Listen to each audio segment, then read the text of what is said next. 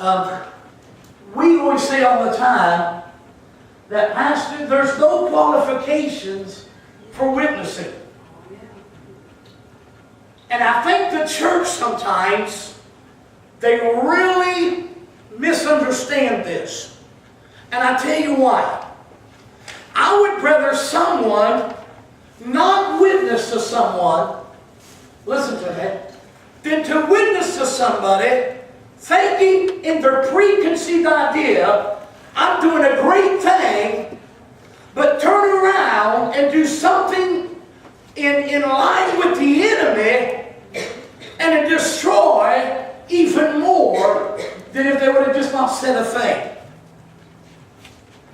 Now you might say, well, Pastor, I just don't know if I agree with that or not. That's okay. I have the mic. That's all right. I'm telling you, and listen to me, my father was a hard case. He was a hard case because he could point out someone that was real or someone that was a fake. And I think that the problem in the church today is that our reals have just sat in the pews and our fakes have went out and they tried to minister under false pretenses. Are you listening to me? Look at your first page. The objective is to take spiritual inventory in preparation for witnessing. What do you mean by that, Pastor? When's the last time that you set out to do something? I hope that when you set out to, for instance, if you're going to build a shed, I hope you look at your finances and you look at your garage and you look at your shed and look at your backyard and you begin to think, I have material there and I have some money set aside to buy some more and I have some nails there and I have some shingles there, so I have everything I need to build it. Do not start out to build something and not have any material but maybe a board or two and you'll have no money set aside, because what happens is you jump in at the first day and you excite yourself, then after that, guess what? Everything runs downhill. Amen. Oh, come on, somebody help me. Amen. Turn with me to Galatians chapter 5. Matter of fact, I'm going to read it in the New Living Translation. I think it just might be a little bit more simplified. Sometimes I like to go to the New Living Translation or the New King James Version, just because sometimes it clarifies a little bit more. Galatians chapter 5 verse 1. Are you there? I guess you're looking for that. Amen. So Christ has truly set us free. Now make sure that you stay free. Oh my. Who has something else written there? What does someone else have? Stand fast, therefore, in the liberty wherewith Christ hath made us free, and not be entangled against with the yoke of bondage. Okay. Let me go there. Stand fast, therefore, in the liberty with where Christ hath made us free. It means stand still. Sometimes, here's a problem. I've seen people that got saved and haven't even worked on their self and their life yet. Come on. Yeah. And they're still dealing with devils in their life. But they're so anxious to jump right into ministry. And what happens is,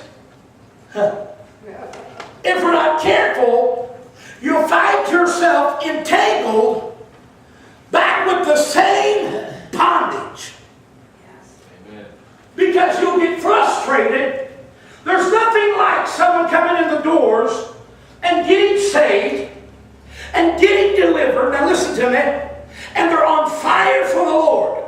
Now they don't need to learn 12 steps on how to lead somebody unto the Lord. Amen. They don't need to learn the King James Version of Galatians chapter 5, Galatians chapter 6, or John chapter 1 1, 2, 3. All they need to do is go back out and tell somebody they know exactly what Jesus just did for them. Amen. That's some of the greatest testimony that you can give. Oh, yeah. But I want you to understand something. Look what it says.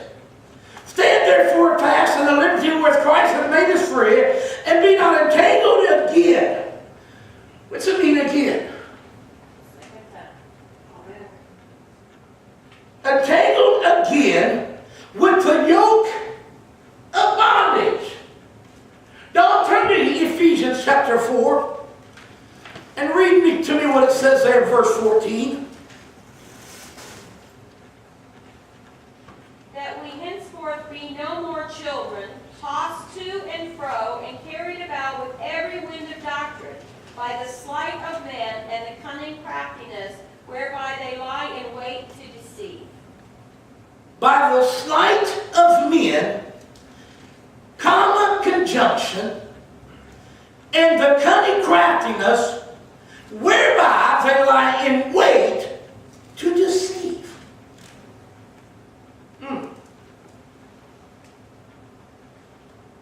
All right, let me go back to the New Living Translation.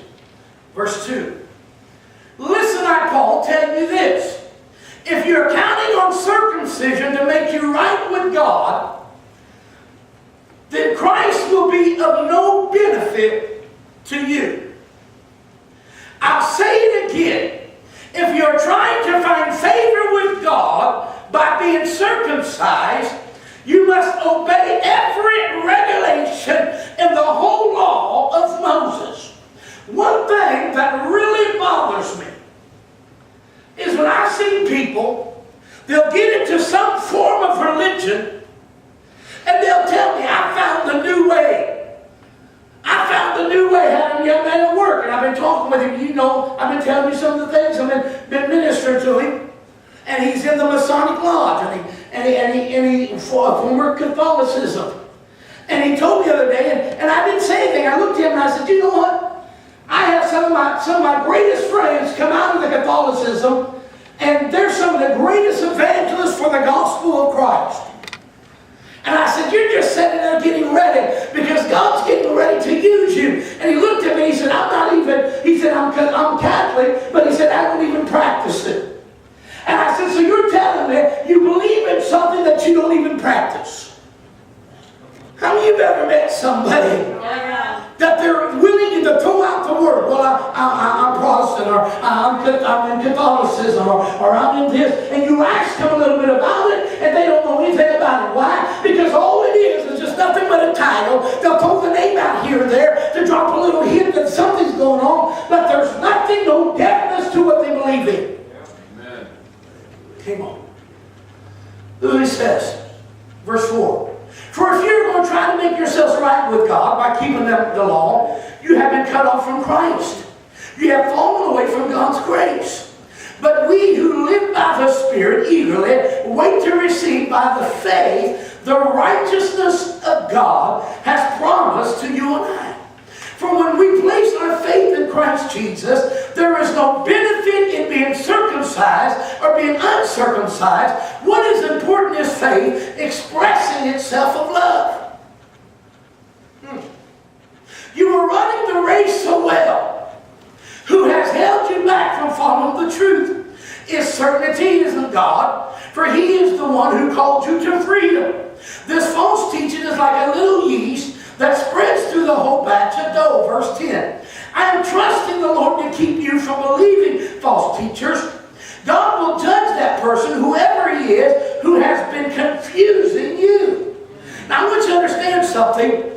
I would not like to be in the foot or the shoes of somebody that has falsely misled somebody in the teaching of the